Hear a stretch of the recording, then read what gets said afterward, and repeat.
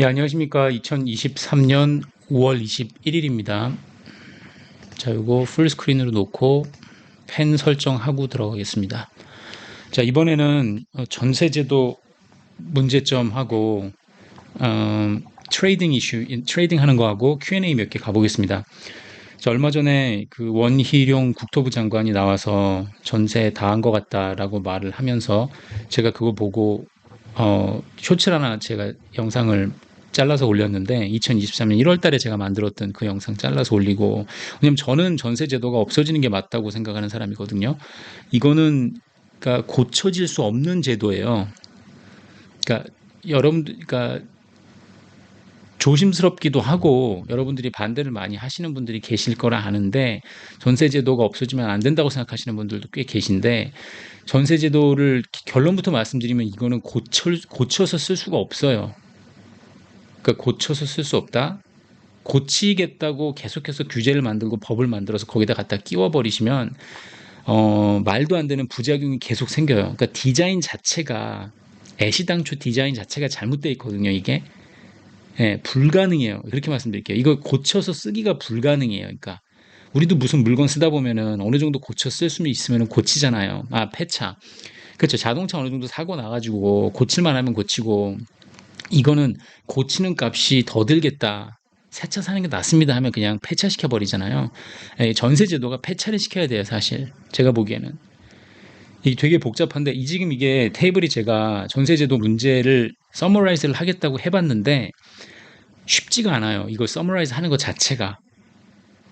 왜냐하면은 생긴 문제가 너무 많아요. 그러니까 법적인 이슈도 문제가 많고, 리걸 이슈도 많고, 마켓 리스크에 대한 이슈도 많아요. 이자율하고 되게 가깝게 이게 closely 연동이 돼 있거든요. 이자 문제하고.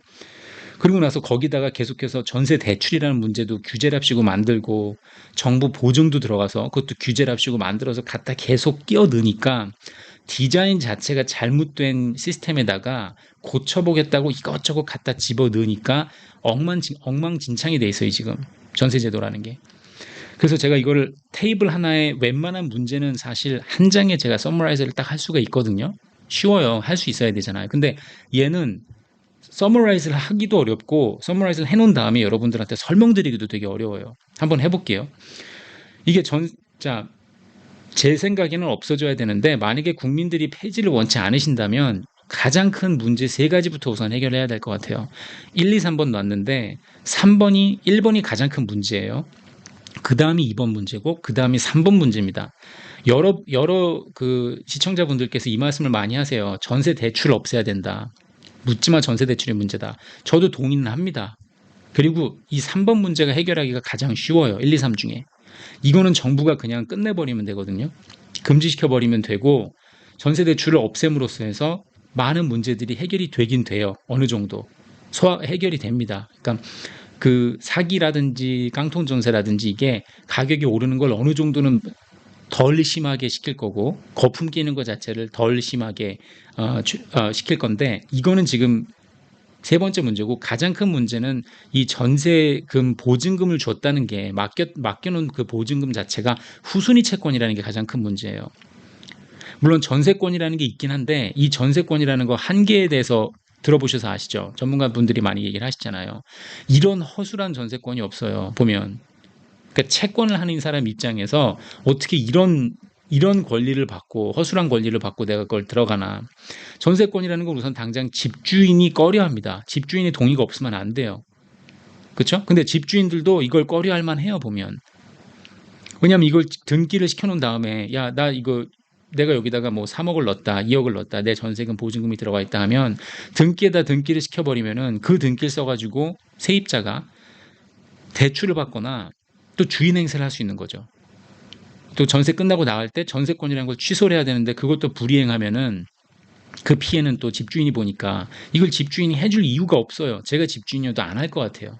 서로 못 믿는 상황이죠. 그러니까 세입자는 큰 돈을 맡겨놔야 되는데 내 밑도 끝도 없이 그냥 후순위 채권으로 앉아있는 사람이 되니까 불안한 거고, 집주인 입장에서는 내가 갖고 있는 내 물건, 내 자산인데 남이 쓱 들어와가지고 한 달에 걸쳐놓고 있으니까 기분 나쁜 거고, 제대로 이 사람이 그걸 가지고 대출받고 문제 생기고 골치 아파질까 봐 뭘 믿고 저 세입자한테 이 등기에다가 그 사람 이름을 올려주고 법적인 권력을 행사할 수 있도록 해주냔 말이에요. 이걸 서로 못 믿는 상황이에요. 그러니까 차라리 은행에서 만약에 주담대를 받는다 그러면 은행이 최선순위로 쓰잖아요. 맨 앞에 쓰면서 저당 잡고 들어가서 집주인이 아무것도 이상한 짓 못하게.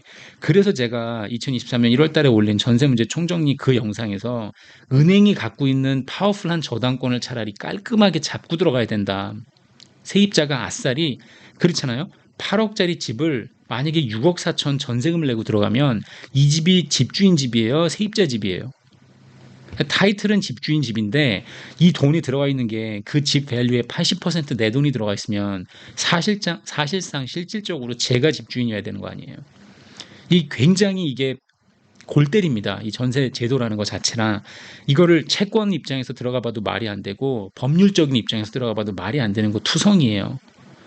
두 번째 문제는 이게 제가 그랬죠. 저금리로 들어가면 다시 전세율이 상승할 거라고. 이건 저금리 들어가면 개런티드예요. 전세율이 상승할 수밖에 없어요. 제가 여기서 계속 말씀드렸죠. 설명드렸잖아요. 70년대, 80년대 금리가 정상일 때, 대출 금리가 정상적으로 8%, 9% 갈 때는 전세율이 낮아질 수밖에 없다. 이게 작용이 됩니다. 집주인이 적은 8억에 3억 2천이면은 3억 2천을 받고서는 은행에 넣어놔도 이 나오는 예금 이자가 충분하기 때문에 전세율이 오를 이유가 없다고 제가 말씀드렸죠. 그러나 우리 이제 비정상 대출 금리 시대로 완전히 들어갔잖아요. 어느 정도 정상이 되나 했는데 정부에서 계속 찍어 누르고 해서 다시 금리 낮아졌잖아요. 이 전세율이라는 거는 지금 집값 떨어질 때 전세값도 같이 떨어졌는데 곧 다시 집값이 오르면 향후 오르게 되면은 이 전세율이 무섭게 쫓아 올라갑니다. 이 저금리 상황에서. 요 관계에 대해서는 제가 여기서 지금 자세히 말씀드리진 않을게요. 이때 2023년 1월 달에 제가 찍은 영상 보시면 거기에 자세히 설명이 돼 있어요. 현재 이 노란 박스를 잠깐 봐주시면 이 노란 박스에 지금 우리가 직면에 있는 문제를 여기 이 안에 압축시켜 놓은 거예요. 문제가 크게 이렇게 네 가지가 있는데 저당권 문제가 있고 깡통 전세 문제가 있고 즉 전세율이 너무 높아지는 거. 그러다 보니까 갭 투자가 성행하고 전세 사고가 생기죠. 그러다 보니까 최악의 경우 전세 사기까지 올라옵니다. 거기다가 이 정부 보증이라는 게 들어가면서 세입자 입장에서 굉장히 도덕적 해이가 생겨요. 뭐냐면 이 정부 보증을 사고 들어가시는 분들은 이거 내가 어차피 뭐 집주인이 누군지 알게 뭐야. 내가 1억 5천, 2억, 3억을 묻어놨으면 이거 정부 보증 받으면 되잖아. 그러니까 이 전세금이라는 게 막 올라갈 이유가 너무너무 많은 거예요. 집주인 입장에서도 전세율을 많이 올라가면 좋은 거고 올라가야 되고 금리가 낮으니까 세입자 입장에서도 정부 보증을 끼고 들어가는 사람은 특별히 따져볼 필요가 없는 거죠. 집주인이 나한테 나중에 내 돈을 돌려줄 수 있을지 없을지. 왜? 정부에서 해주면 되니까. 굉장히 지금 여러 가지 문제들이 같이 이렇게 한꺼번에 일어나고 뭉치면서 현재 지금 벌어지고 있는 전세 시장이 이 개판이 되어 있는 거예요, 지금. 보시면은 거기다가 또 플러스 전세 대출 폐지해라, 전세 대출 폐지해라 하시잖아요. 이거 폐지되면 많이 나아질 거다. 어느 정도는 맞는데 더 문제는 뭐냐면 이 후순위 위험은 전세 대출을 폐지해도 없어지지가 않습니다. 3억짜리 집에 내 돈을 2억을 내고 전세를 들어가 살면 전세 대출이 만약에 없어졌다 쳐봐요. 그럼 3억짜리에서 2억짜리를 내 돈, 제가 뭐 피땀 흘려 모은 돈이 됐건 아니면 뭐 내 부모님한테 빚을린 돈이 됐건 개인 대출, 신용 대출을 받은 돈이 됐건 내 돈을 2억을 묻어놓고 들어가는 거잖아요. 그럼 그거는 후순위 아닙니까? 내 돈 2억은? 전세 대출 2억이나 내 돈 2억이나 날라가면 그거는 속쓰리고 절망적이 되는 거는 마찬가지예요. 그러니까 전세 대출 폐지하면 물론 전세율이 빠르게 오르진 않겠죠. 좀 덜 오르겠죠. 제한적인 투기 심리가 생기고 그렇죠. 왜냐면 내가 내 돈, 내 생돈을 2억을 어렵게 빌려야 되니까 신용대출 받고 하는 게 전세 대출보다는 어려울 테니까 물론 전세 수요가 제한적이거나 투기 심리가 좀 더 제한적이 되긴 하겠죠. 즉 그러다 보면 집주인들이 갭 투자가 하기가 그만큼 어려워질 건 있어요. 그래서 전세 대출을 폐지하는 게 맞긴 맞는데 이걸 폐지하기도 어렵겠지만 정부 입장에서는 또 아우성을 칠 테니까 사람들이 전세 대출을 폐지를 해도 이 중요한 건 우리가 이해해야 되는 거는 후순위로 계속 남아있고 이 전세권이라는 거에 이게 소용이 없기 때문에 내 돈이 없어질 위험도 굉장히 크다는 거죠. 그리고 내 돈이 없어지면 아프지 않겠냐는 거지. 전세 대출 2억 받아가지고 내고 그게 만약에 날라가면 제 빚으로 남아있으면서 2억을 갚아야 되는 것도 갚아야 되는 거지만 내가 피땀 흘려서 모아놓은 2억을 저축했던 2억을 전세금으로 놓고 있다가 날라가면 그건 괜찮을 것 같냐는 거예요. 전세 대출 폐지만이 답이 다 아니라는 거예요. 근데 이 말씀을 많이 하시더라고요. 보통 댓글을 보면은 전세 대출 폐지해야 된다. 맞습니다. 세 번째 문제예요. 근데 3번 문제예요. 폐지를 한다 치면 하기도 어렵겠지만 한다 치면 큰 문제에서 요만큼 정도 해결되는 거예요. 한 코너만. 더 큰 문제는 하여튼 더 계속 살아있어요. 그래서 지금 상황을 보면은 전세율 높아졌죠. 계속 후순위로 남아 있어야 되죠. 세입자 입장에서는 깡통 전세 가능성이 높아지는 거죠. 전세율이 높아졌으니까 계속해서 금리가 낮으니까.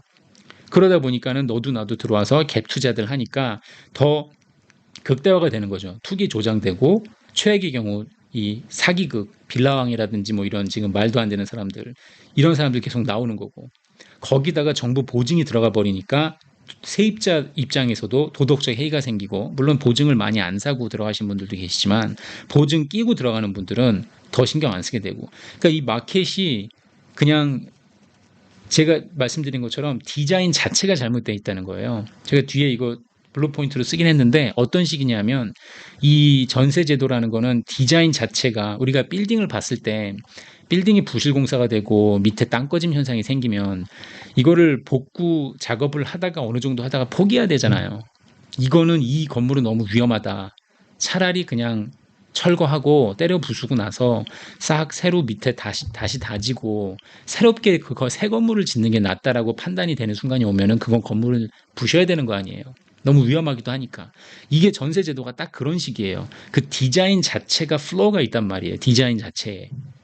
그러니까 그 잘못된 디자인에다가 그 건물을 어떻게 살려보겠다고 계속 콘크리트 갖다 붓고 철근 갖다 붙여가지고 스카폴딩 놓고 계속해서 망치질하면서 공사가 들어가는 거예요. 계속.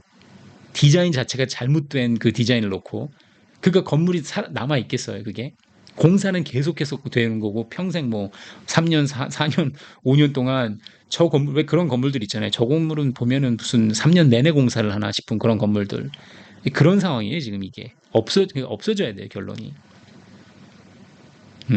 하여튼 이 지금 문제점이 굉장히 여러 개인 거, 뭐 여러분들도 다 아시겠지만 이거를 한 장에 설명을 못 한다 그러는 거는 제가 이걸 한 장에 서머라이즈를 하기 어렵다고 느꼈을 때는 뭔가 딱 봤을 때 직관적으로 딱 보이지 않고 왜 이렇게 복잡해라는 생각이 들잖아요. 그랬을 때는 이게 문제가 심각한 겁니다. 디자인 자체가 문제 있는 거예요. 요 줄 말씀 안 드렸네요. 이건 뭐냐면은 세입자가 집주인한테 보증금을 줬다는 거는 2년짜리 채권을 후순위로 무이자로 발행을 했다는 거예요. 그렇죠? 2년짜리 채권이라고 보시면 돼요. 이 보증금 준 거를. 무이자죠. 예, 이자 안 내는 거고 후순위로 앉아 있는 그런 채권이에요. 최악의 채권입니다. 예, 채권하는 사람 입장에서 봤을 때. 자, 그러면은 전세 제도가 이제 어떻게 돼야 되냐? 향방을 봤을 때, 자, 이런 댓글이 있었죠. 전세가 없어져야 된다고 했던 방장님의 말, 그때 들었을 때는 갸우뚱했는데, 지금 돌아가는 상태 보니까 이해가 갑니다라고 한 2주 전인가 이런 댓글이 올라온 게 있었어요. 전문가들이 이런 말씀 많이 하시죠. 전세 대출이 문제다. 네, 전세 대출이 아니고 내 돈이라면, 그렇죠? 내 돈 혹은 내 개인 대출이면은 날라가면 괜찮습니까? 내 돈 날라가도 속쓰립니다. 라는 게 제 입장인 거고. 보증금이나 에스크로에 위탁 보관하는 것도 이제 방법이라고 전문가분들이 말씀하시는데 안전하긴 한데 이게 그렇게 따지면은 사실 전세의 장점은 집주인이 이 돈을 받아가지고 목돈을 활용하는 거잖아요. 어떻게든지. 근데 이제 그 가장 큰 혜택을 빼고 못하게 하고 만약에 8억짜리 집을 놓으면서 6억 전세인데 6억을 그대로 에스크로에 넣어놓고서는 은행 이자 정도 받는 걸로 이렇게 이런 디자인을 하면 이거 전세 뭐하러 놔요? 그러니까 무슨 말씀인지 아시겠죠? 디자인이 이렇게 많이 바뀌어야 돼요. 얼마나 많이 바뀌어야 되는지 아시겠죠? 전세가 문제 안 일으키고 계속 작용을 잘 하려면 이 받은 보증금을 에스크로에 위탁 보관을 해야 된대. 이렇게 될 것 같으면 전세를 뭐하러 하냐고요. 그러니까 차를 뭐하러 고치냐고 사고 난 걸 그냥 폐차시키고 새 차 사는 게 낫죠. 새 건물을 짓는 게 낫잖아요. 무슨 말씀인지 아시겠어요? 이 전문가분들이 제시하는 방법들이 가능은 한데 무슨 말인지는 알겠어요. 근데 이렇게까지 디자인을 펀더멘털리 바꿔야 될 필요가 있는 거면 뭐하러 고생을 하냔 말이에요. 이렇게 없어져야 된다는 거예요. 전세 제도가. 디자인 자체가 잘못된 거예요, 이거는. 전세율을 고정시키자는 분도 있어요. 예, 그냥 50%면 50%, 60%면 60%에 묶어놓자. 집값 올라가면 따라 올라가게. 문제는 뭐냐면 50이나 60%에 고정을 하잖아요. 그럼 상승장에서 이걸 또 집값을 푸시하는 집값 상승을 가속화시키는 요인밖에 안 됩니다. 이 전세율 고정을 하면. 또 이런 말씀도 하시죠. 4억으로 8억짜리 집에서 살 수 있다. 이거 굉장히 큰 혜택 아니냐. 내가 뭐 학군 문제가 됐건 직장 문제가 됐건 시내로 들어가고 싶을 때 반값으로 8억짜리 집에서 살 수 있다. 월세도 좋은 집 살 수 있어요. 네, 월세 값이 올라가서 그렇지 월세로도 좋은 집 살 수 있습니다. 월세가 전세보다 훨씬 싸다. 뭐 한 달에 300만 원 버는 초년생들한테 거기서 80만 원, 막 70만 원씩 한 달에 월세 내고 사는 게 얼마나 부담인데. 네, 근데 그건 저금리일 때 얘기고요. 금리가 정상 원래대로라면 원래 높아지면 전세 대출도 같이 올라가야 돼요, 원래. 그렇죠. 그리고 월세 시장이 새롭게 형성이 같이 되면은 가격 안정화가 가능합니다. 그거에 대해서 맞춰져요, 마켓이 또. 전세 제도가 없어지면 냉혹한 임대 시장으로 임차인들이 몰릴 것입니다라고 말씀하시는 전문가분도 계세요. 전 진짜 뭐가 냉혹한 건지 헷갈려요. 어떤 게 냉혹한 시장인 건지. 전세 제도가 없는 나머지 190여 개국, 모든 선진국, 중진국 다 포함해서 저도 지금 그런 나라에 살고 있지만 그 국민들은 전부 다 냉혹한 임대 시장에 살고 있는 겁니까? 전세가 없으면?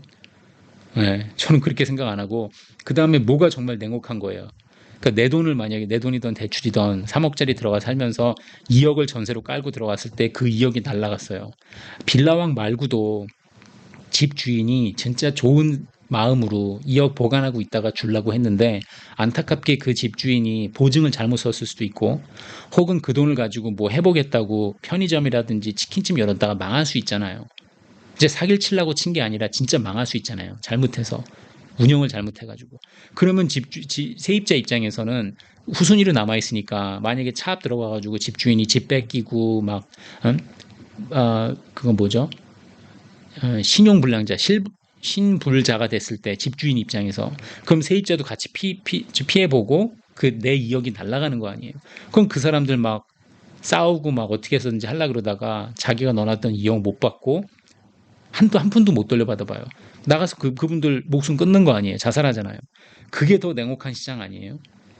그 큰 돈을 그냥 집주인 하나 믿고서는 맡겨놓고 살다가 2년, 4년 지난 다음에 못 돌려받았을 때 허망해하면서 자살할 때 그게 더 냉혹한 시장이 아닌가 싶어요. 제가 보기엔. 전세 시장이 없어진다는 게 냉혹한 게 아니라. 하여튼 이 문제에 대해서는 저는 한국에 계신 많은 전문가분들하고 굉장히 다른 입장을 갖고 있어요. 또 전문가분 이런 말씀도 하셨어요. 빌라왕을 막을 수 있도록 법을 만들어서 사기 혐의를 쉽게 입증 가능케 해야 된다. 지금은 빌라왕을 철창에 넣어놓기, criminally prosecute 한 다음에 이 사람을 감옥에 가둬놓기가 너무 어렵습니다. 왜? 사기 혐의를 입증하는 게 너무 어렵습니다. 이거를 쉽게 입증하도록 해야 됩니다. 아니, 그 말씀은 저도 이해를 하는데 수많은 피해자가 계속 나올 텐데 그러고 나서 만약에 이거를 쉽게 입증 가능케 해도 빌라왕이 감옥에서 5년 살고 나오면은 100억, 200억, 300억 해 먹은 돈은 어딘가 숨겨놓고 있다가 5년 있다 나와가지고 한국은 되게 형량이 되게 작잖아요. 미국이나 다른 나라에 비해서 형량이 되게 작고 범죄자들이 되게 살기 좋은 나라거든요. 한국은 다른 나라랑 비교해 봤을 때 기가 막힐 정도로 한국은 형량이 되게 약한 나라예요. 그러면은 이거는 뭐 하여튼 이건 뭐 무슨 PD수첩이나 이런 거 보시면 아마 아실 거예요. 다른 나라 뉴스 보시면 하면은 제가 범죄자라면은 한국 법정에 쓰는 게 제 꿈일 것 같아요. 한국에 있으면은 되게 조금만 살다 나오면 되거든요. 그러면 하여튼 빌라왕이 감옥에서 3년 5년 살고 나온 다음에 다 빼놨던 돈을 가지고 가서 해피하게 살 텐데 아니 이 뒷북을 치면 뭐 하냔 말이에요. 사기 혐의를 쉽게 입증 가능케 하면 이거 자체가 디터런스가 될 거라고 생각하냔 말이죠. 내가 500억을 해먹을 건데 500억을 해먹을 빌라왕 입장에서 야, 나 어떻게 잡히면은 3년에서 5년 살다 나와야 되는데 걱정하는 마음에 이걸 안 하겠냐는 거죠. 이게 법이 무서워서 못 하겠냐는 거죠. 이 법이나 규제를 피해갈 방법을 찾는 거는 무궁무진하죠. 그 사람들 입장에선. 이런 말씀들을 하시는 것 자체가 정상이 아니라 지금 치료를 하는 건데 입장에 봤을 때 정상을 치료하려고 들지 마시고 이거는 정상을 치료하려고 하시는 말씀이고 제가 보기엔 진짜 원인을 치료해야 됩니다. 원인을. 원인은 뭐냐? 전세 제도에 있어요. 원인은. 이 디자인 자체가 플로우가 굉장히 큰 게 플로우가 뭐죠? 플로우, FLAW. 예, 그 디자인 자체가 굉장히 잘못된 거기 때문에 이 계속해서 갔다가 법을 어떻게 만들고 전세 제도를 없애고 전세권을 어떻게 만들고 그 뭐 등기를 해가지고 사람들을 레지스터를 하면 되고 이거 자체가 이게 다 지금 증상을 어떻게 치료를 하려고 하시는 거예요. 제가 보기에는 전세 제도에 지금 우리가 직면해 있는 이 문제에서 가장 큰 문제는 전세 제도가 없어져야 된다는 국민 의식이 형성돼야 되는 거예요. 근데 아직도 굉장히 많은 국민들 의식 속에는 전세 제도는 없어지면 안 되고 다른 규제를 만들고 법을 만들고 전세 제도를 없애서 계속해서 끌고 나가야 된다라는 이 국민 의식이 진짜 큰 문제인 것 같아요. 건설사나 투기꾼 분들께 드리고 싶은 말씀은 전세 제도가 없어지면은 부동산의 거품이 안 낄까봐 걱정하시는 것 같은데 걱정 마세요. 예, 전세제도 없는 다른 나라에서 선진국에서 부동산 거품 충분히 낍니다. 그러니까 여러분들이 해 드시고 싶으면은 해 드실 수 있는 그 자산 거품이 생길 수 있는 확률은 많기 때문에 방법은 많기 때문에 너무 조바심 내지 마시고 아까 말씀드렸던 것처럼 건물이 부실하게 건설된 건물이 있으면은 그걸 놓고 계속해서 돈 갖다 부으면서 보수 작업하시는 거예요. 이미 기울고 땅 꺼짐 현상이 나타난 건물은 그냥 부수고 철거한 다음에 새롭게 시작하는 게 맞다고 봅니다. 자, 그게 전세 얘기고요. 자, 그 다음에 제가 저 질문을 간혹 받는 게 너 실전 트레이딩 영상은 안 올리냐 하시는데 제가 사실 트레이딩을 많이 하진 않아요. 제가 아시겠지만 말씀 계속 드렸었는데 실전을 많이 하지는 않고 그냥 재미삼아 간혹 하고 유튜브 처음에 킨 다음에 이게 컨텐츠가 될까 해서 약간 억지로 포지션을 잡았던 건 몇 번 있거든요. 근데 요즘은 잘 안 했는데 다시 하기는 해야 될 것 같아요. 이것도 컨텐츠 도움이 될 것 같고 마켓 설명할 때 어느 정도 연관성이 있다 보니까 하긴 해야 될 것 같고 저는 요즘 같은 시장에서는 숏 포지션을 언제 잡아야 되나 보고 있는 게 제 인텐션입니다. 의도입니다. 제가 계속해서 왜 숏 포지션을 잡으려고 노력을 하느냐 하는 거는 언젠가 지금 크게 폭락할 그게 다가오고 있기 때문에 롱 포지션을 잡고 있기가 참 불안해요. 요즘 계속 오르긴 올랐죠. 근데 예를 들어서 무슨 말씀이냐면은 이 리딩 이코노믹 인디케이터 하나만 놓고 보면은 보여드릴 차트는 되게 많은데 막 이것저것 갖다 끌어 쓰면은 복잡하니까 마켓이 왜 떨어질 수밖에 없는지 이 차트를 보여드릴 수 있는 차트는 많지만 이거를 뭐 여러 개 끌어오다 보면 시간이 없으니까 그냥 리딩 이코노믹 인디케이터라는 게 되게 좋은 차트고 한국 전문가분들도 이걸 놓고 말씀하시는 분들이 간혹 계시더라고요. 예, 3프로에서도 한번 봤는데 이게 지금 뭐냐면 앞으로 향후에 경제가 어떻게 될지 여러 가지 지표를 종합적으로 놓고 이거를 보여주는 거예요. 이게 만약에 마이너스로 떨어지면은 계속해서 나빠지고 있다는 거고 올랐으면은 이렇게 좋다는 거죠. 포지티브 에리아에 있다 보면은 이거는 뭐를 합쳐놓은 거냐? 한 9가지, 10가지 되는 거를 합쳐놓고 나서 이거를 인덱스화 시킨 건데 금리 인덱스나 주식이나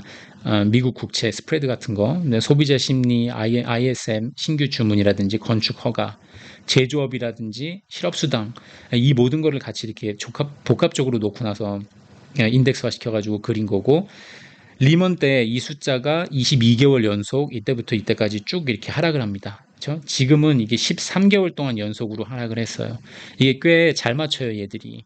이때가 이제 닷컴 버블 터지고 나서 이렇게 됐던 거고 올라가는 거. 이제 코로나 때였죠. 꽤 잘 맞추기 때문에 이 침체가 오냐 안 오냐 이거를 represent 하는 그 차트이기 때문에 요거 하나만 봐도 제가 왜 난리가 날 건지 롱을 못하고 롱 포지션을 안 잡고 있는지 그거를 이렇게 보여주는 차트입니다.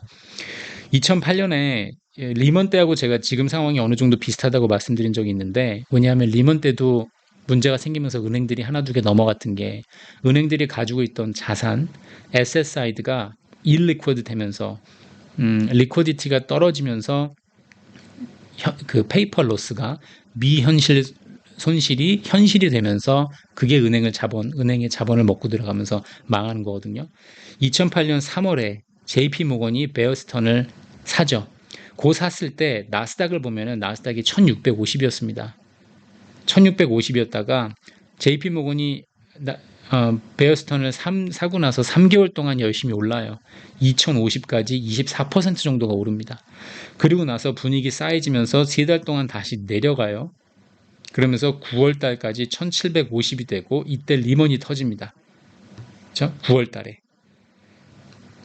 그러고 나서 리먼 터지고 나니까 2달 동안 쭉 떨어지면서 1050이 되면서 2050에서 1050까지 반토막이 나는 게 한 5개월 걸리죠. 제가 보기엔 지금 우리가 여기쯤 와 있지 않나 싶어요. 예, 요거 오르는 거 이거. 즉 이게 구제금융 아닌 구제금융을 받으면서 분위기가 어느 정도 안정이 되는 것 같으니까 오르다가 피크 찍고 역시 아니네 하면서 내려가는 이거거든요. 지금 여기에 와 있는 것 같아요. 제 느낌에. 그래서 제가 지금 롱 포지션을 안 잡고 있는 거고 그냥 상황 보고만 있는 거고 자 2023년 1월 달에 보면은 11,000 찍고 요때가 이제 바닥이 아니었나 해서 쭉 오르다가 3월 달 되면서 요때 SVB가 나는 거죠. SVB 은행이 우선 망하면서 SVB가 망했기 때문에 BTFP가 나오면서 안도감을 주죠. 마켓에 어느 정도. 그러면서 이제 오르기 시작하는 거예요. 만약에 6월이 됐을 때 이때가 6월이라고 치면 6월 달 올라갈 때 이게 24% 정도 뛰지 않을까 싶어요. 이게 12,000에서 24%를 뛰면 14,900 정도 나오거든요. 21% 정도 뛰면은 14,500이 나오고. 그래서 제가 보기에는 여기 지금 박스로 이렇게 쳐놓은 거 이거 여기까지는 가고 나서 이때부터 이렇게 떨어질 것 같아요. 그럼 저는 14,500이나 14,900 사이에서 숏을 때리면 되거든요. 그래서 제 지금 생각에는 그냥 14,300에 걸어 놓을게요. 14,300에 숏 때리는 거를 걸어 놓을게요. 예. 14,400이라 그러자. 자, 14,400에 요 다음 영상에선 제가 14,400에 리밋 오더를 숏으로 걸어 놓고 그거를 찍어 가지고 올릴게요. 지금 계속해서 분위기가 괜찮게 올라가고 있는 게 US 트레저리가 어느 정도 낮아져 있고 3.5% 지금 어젠가가 3.6인가 3.7까지 간 것 같긴 한데 3.5%까지 내려왔다는 거는 4% 대비 은행들의 손실이 되게 제한적이라는 거거든요. 손실이 좀 덜 날 거예요. 매추리티 리스크 떠안고 가고 있는 그 은행들이 손실이 좀 덜 난다는 거고 아직은 대손실 크레딧 로스가 시작을 안 했죠. 전 영상에서도 자세히 말씀드렸지만 상업용 부동산이나 이런 것 때문에 채무자들이 돈을 갚지 못하는 일들이 아직 벌어지진 않고 있어요. 그러니까 마켓이 아직은 잠잠합니다. 그리고 JP 모건이 First Republic Bank를 인수하면서 낙관론 여기까지다. 이제 좀 안정이 되고 있다. 괜찮다. 페그웨스트도 아직 무너지진 않았으니까 그런 안도감이 좀 생기고 있는 거고 나스닥 같은 경우에는 그 AI 수혜도 많이 받고 있죠. 그 빅스도 원래는 20까지 내려왔을 때 팔고 35가 되면 다시 사면 된다. 요 박스권 트레이드가 어느 정도 ongoing이었는데 그게 바뀌어서 요즘은 빅스 자체가 15, 16까지 막 내려오고 그러죠. 굉장히 낮게 안정적으로 낮아져 있어요. 이 분야를 지금 이 구간을 우리가 지나고 있기 때문에 빅스가 안정성을 많이 보이고 있고 그 다음에 간단히 말하면 사람들의 간땡이가 다시 붙고 있습니다. 그러니까 이런 이유들 때문에 지금 마켓이 안정적으로 올라가고 있으니까 여기쯤 치면서 이렇게 내려갈 것 같아요.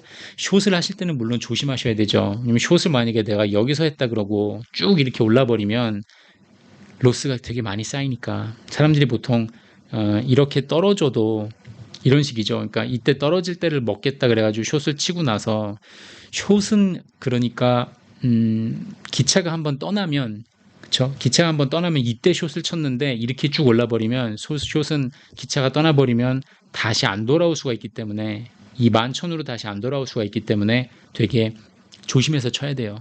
그쵸? 내가 14,000에 만약에 롱을 쳤는데 떨어져도 시간이 지나고 인플레이션 있고 하니까 시간이 지나면 다시 뭐 12,000까지 떨어졌다가 14,000 다시 올라올 수는 있잖아요. 근데 숏이라는 거는 사실 기차가 한번 떠나면 다시 안 돌아올 수 있기 때문에 숏 때리실 때는 되게 조심해서 하셔야 돼요.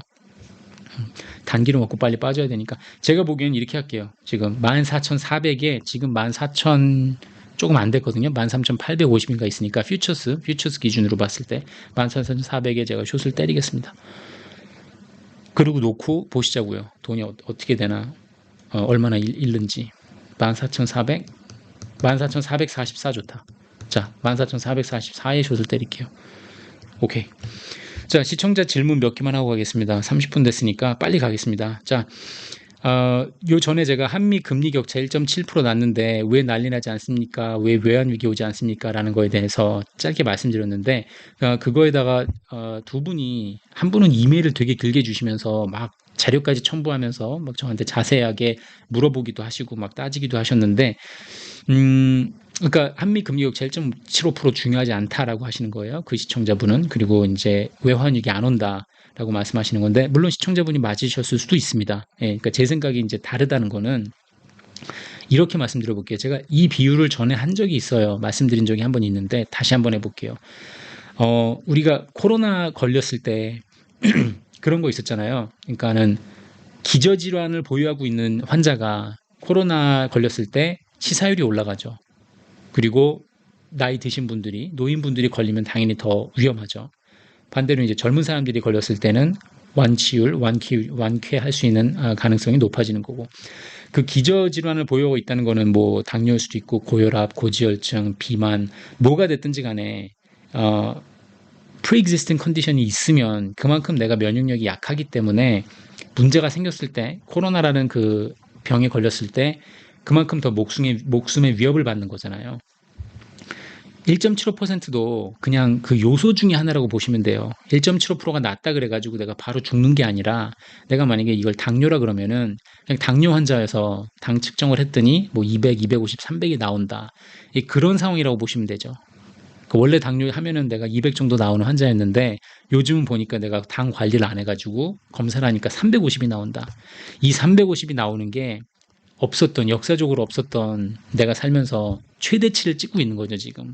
최대치 높은 당 수치를 찍고 있는 거예요. 그렇게 보시면 돼요.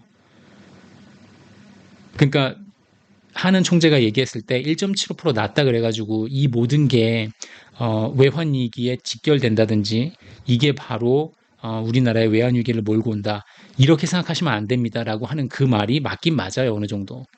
단지 제 말씀은 리먼 사태 100배가 오고 문제가 생겼을 때 안전자산 선호 현상이 생기면서 미국 달러로 돈이 빨려 들어갔을 때 분명히 달러 인덱스에 들어가 있지 않은 나라, 그 나라들 빼고 나머지 나라들, 신흥국 위주로 해가지고 한국 위주로 해서 외환위기가 올 수 있는데, 그 외환위기가 왔을 때 이렇게 금리 격차가 크게 벌어져 있으면은 우리가 pre-existing condition, 꼭 당뇨 수치를 300, 350 찍고 있는 그러한 안 좋은 상황이 유지되고 있는 거니까, 몸 관리가 잘 되고 있지 않은 상황이니까 그만큼 더 취약하다는 거죠, 우리가.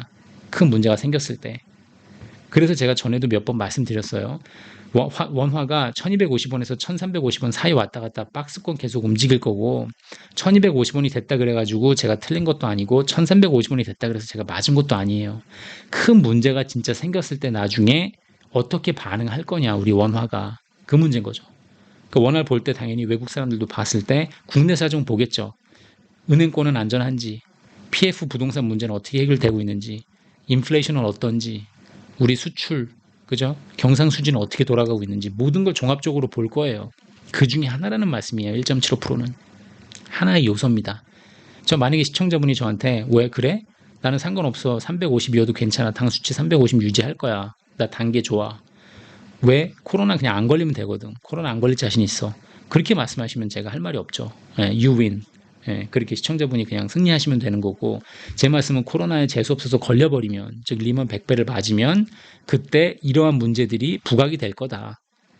금리 격차가 더 피부로 심하게 와닿을 겁니다. 이 상태가 위험한 게. 자, 그 다음에 보면은 코어 CPI가 5.5%인데 지금 이게 코어 CPI건 CPI가 높으면은 기업 수익성이 올라가는 거 아니냐. 기업이 파는 물건값도 올라가니까 올라갈 수 있지 않겠느냐. 이렇게 보셔도 되긴 하는데, 제 그 전 영상 보면은 부동산하고 금리 관계에 대해서 설명드린 영상이 있는데, 거기서 제가 말씀드린 것처럼 이거를 하나만 보시면 안 되고 금리하고 성장하고 인플레를 같이 보셔야 돼요, 묶어서. 그래서 지금 미국이 지금 성장률이 1에서 2% 정도 나오고 있는데 코어 인플레이션이 5에서 6% 나온다 그러면은 인플레가 높은 거니까 안 좋죠. 한국이 예전에 1970년대 그랬던 것처럼 금리가 15%에 묶여 있는데 성장은 10%씩 한다. 인플레가 얼추 10% 정도 나온다 하면 이건 좋은 거죠.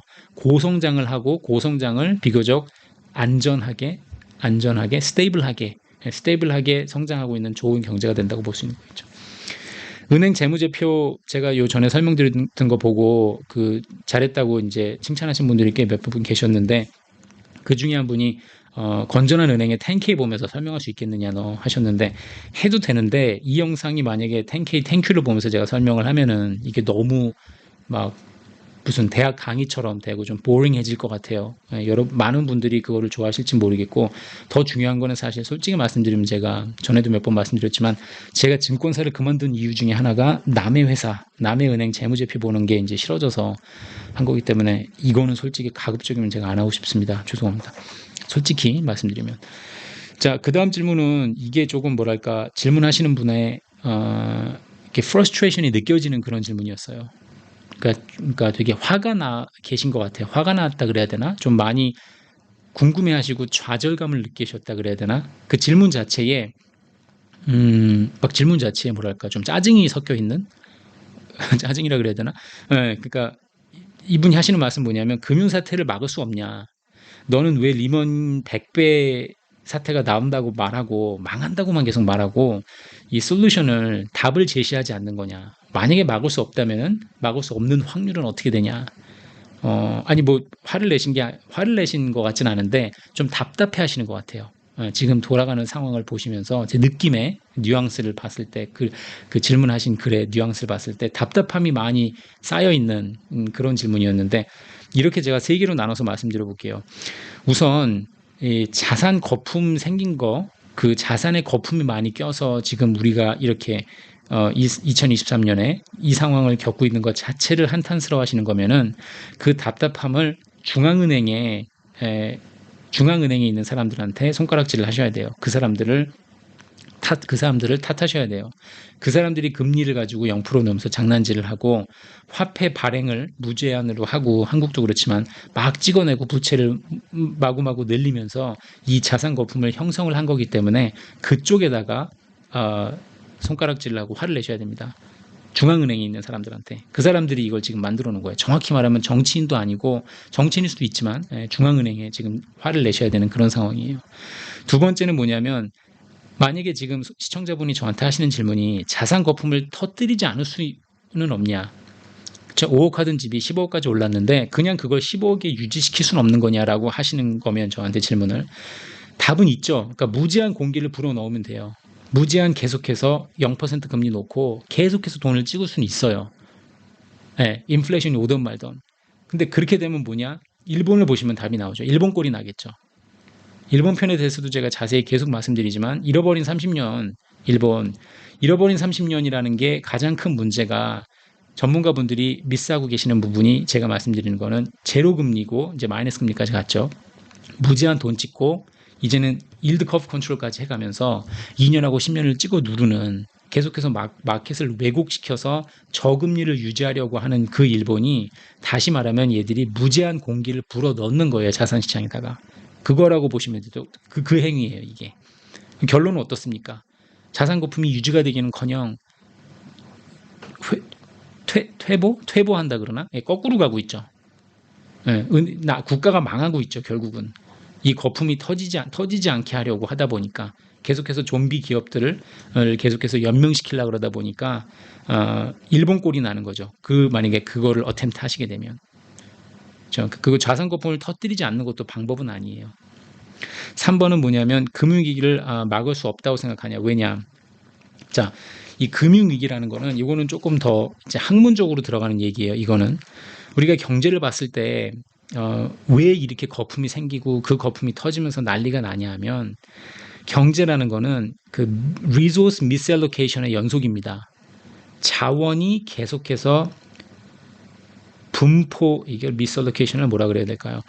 분배가 돼야 되는데 필요한 곳에 자원이 들어가야 되잖아요. 집이 부족하면은 건설업으로 몰려야 되고, 테레비가 부족하면은 제조업으로 몰려야 되고, 호텔 숫자가 부족하면은 호텔을 더 짓고 서비스업으로 몰려야 되잖아요. 식당이 부족하면 식당이 계속 더 오픈을 해야 되고. 경제는 필요한 곳에 자원이 계속해서 들어가 주는 게 그거의 연속이에요. 그러다 보면은 실수로 오버해서 들어갈 수가 있는 거죠. 너무 많이 들어가는 거죠. 이제 미스앨로케이션이 나는 거죠. 수요하고 공급이 끊임없이 부딪히면서 최적의 밸런스를 찾는 겁니다. 이퀄리브리움이라는 걸 찾아가는 절차예요, 이게. 왜냐면 100% 효율성을 가진 경제는 없거든요. 마을이 하나 있는데 그 마을에 100채의 집이 있는 게 딱 이퀄리브리움이라고 해봐요. 최적의 숫자는 100채인데 잘못해서 만약에 그쪽으로 자원이 쏠려서 150채가 지어지게 되면은 그 집, 결국 집값은 떨어질 수밖에 없고, 만약에 혹은 집을 충분히 짓지 않아서 50채밖에 없으면 집값이 오르니까 사람들이 더 많이 집을 짓기 위해서 목수도 생기고 그 집을 짓기 위한 자재값이 올라가겠죠.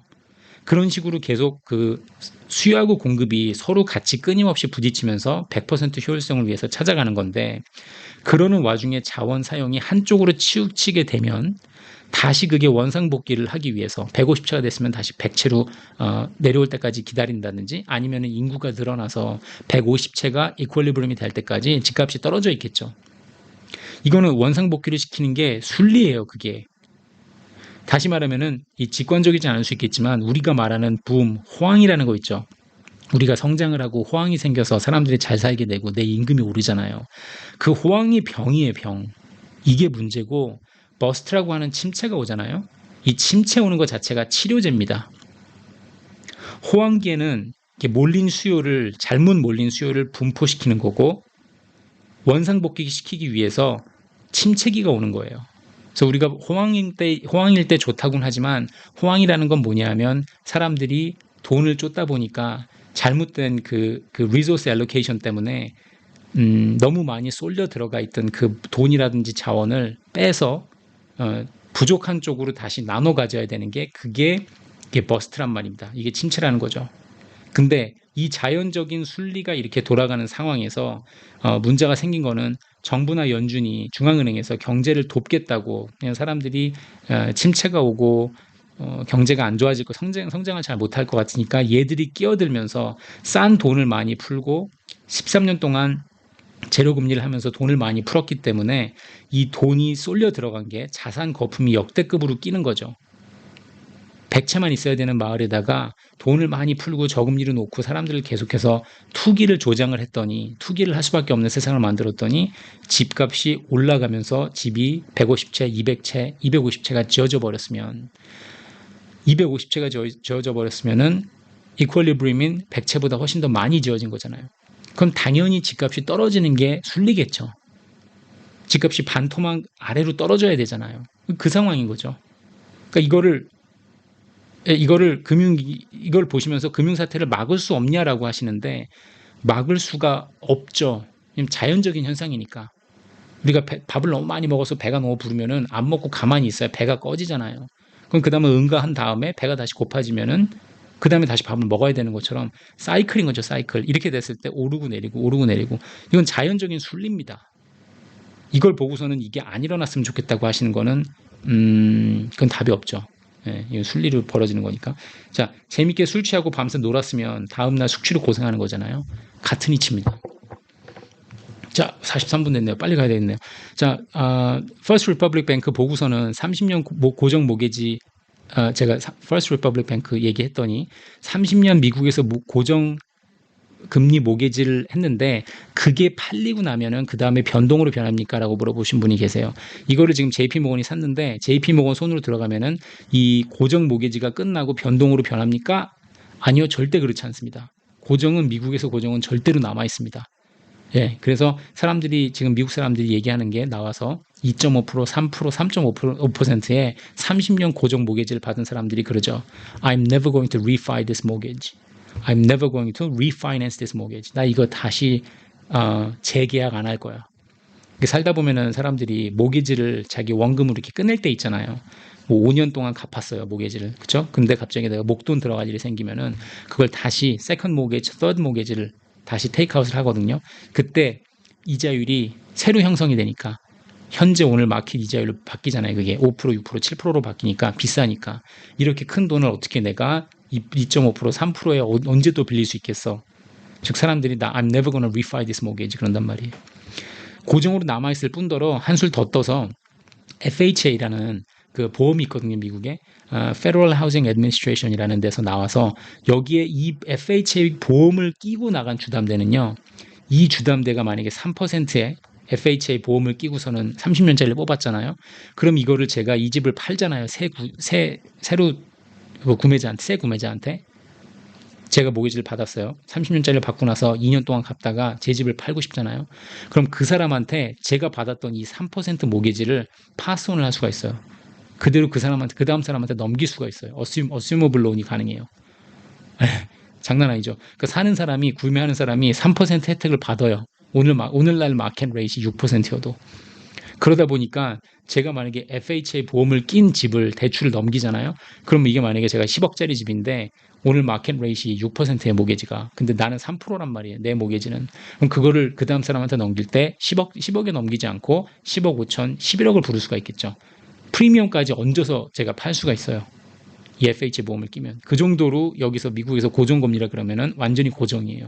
근데 이거는 FH 보험을 낀 마켓의 규모는 한 20% 정도 되고 나머지는 거의 다 페니 프레디한테 넘어가는 거니까 그 페니 프레디한테 넘어가는 게 뭐 70%, 60%, 70% 되니까 많은 숫자들이 그런 건 아닌데 많은 집들이 그런 건 아닌데 하여튼 FH를 끼고 있는 은행은 그렇게 할 수 있을 정도로 지금 이 2.5%, 3%의 30년 모기지를 받은 사람들은 아주 신나 있습니다. 지금 집 구매자들은.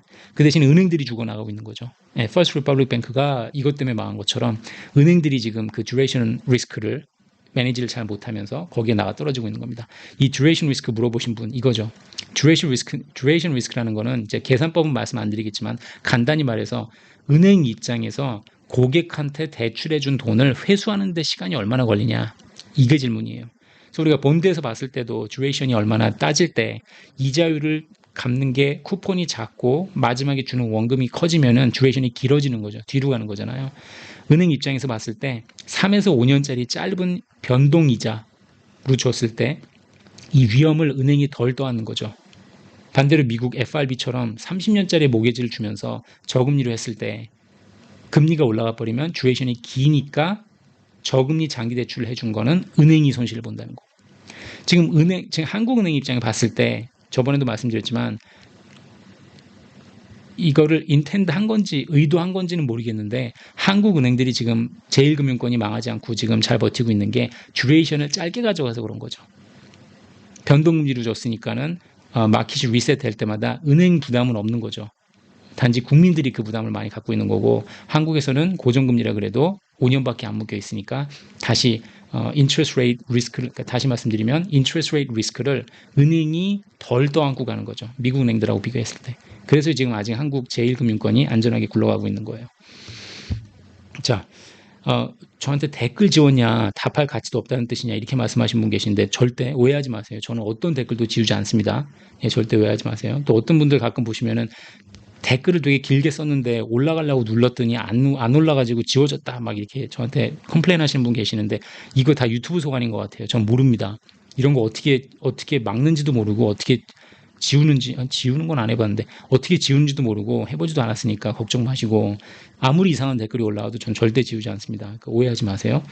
한국어로 표기 부탁하셔가지고 이번에는 제가 가급적이면 더 한국어를 많이 쓰려고 노력했으니까 제가 노력은 계속 하겠습니다. 홍콩 달러 패그에 대해서 물어보신 분 계셨는데 홍콩 달러 패그는 지난 몇 년 동안 많은 헤지 펀드들이 덤볐죠. 홍콩 달러 패그 때려 부시겠다고. 예, 그리고 거기서 무너뜨리겠다고 많이 했는데 카일 바스도 했고 여럿 했습니다. 근데 홍콩이 되게 잘 버티고 있어요. 홍콩 돈도 많이 빠져나가거든요. 시중은행 금리가 5%못 미치기 때문에 5% 한참 안 돼요. 그래서 예금 금리도 얼마 안 돼서 외화 이탈이 많이 일어나는데 2022년에 40번 넘게 개입했어요. 저기 모니터리 어서리티에서 여기 MA인데 홍콩에 있는 MA에서 많이 개입을 했어요. 근데 얘들이 버틸 수 있는 이유가 뭐냐면 이 외환 보유가 엄청나요. 홍콩이. 예, 그러니까 패그가 안전하게 유지가 되는 거죠. 고정환율 해야 되니까. 예, 한국 GDP가 1.6트릴리언에서 한 20%, 25% 된다 그랬죠. 외환 보유가. 홍콩 GDP가 370빌리언밖에 안 돼요. 한국의 5분의 1인데 갖고 있는 외환 보유는 한국보다 많습니다. 그러니까 이거 패그를 때려 부시기가 되게 힘들 거예요. 어려워요. 우선은 안전하다고 봐요. 저는 지금은. 진짜 많은 헤지 펀드들이 덤비다가 포기하고 나갔거든요. 돈 많이 잃고. 자, 그러면 오늘 여기까지 하고요. 자, 그 다음에 구독, 좋아요 재밌게 보셨으면 구독, 좋아요 부탁드리고요. 다음번에 더 좋은 매테리얼 가지고 찾아뵙도록 하겠습니다. 감사합니다.